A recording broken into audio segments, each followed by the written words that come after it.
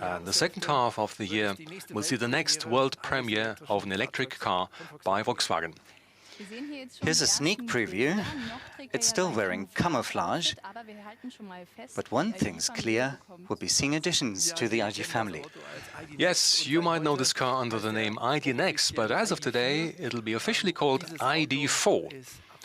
It's a great car with super dynamic styling, the first electric SUV based on Volkswagen's state-of-the-art modular electrification toolkit.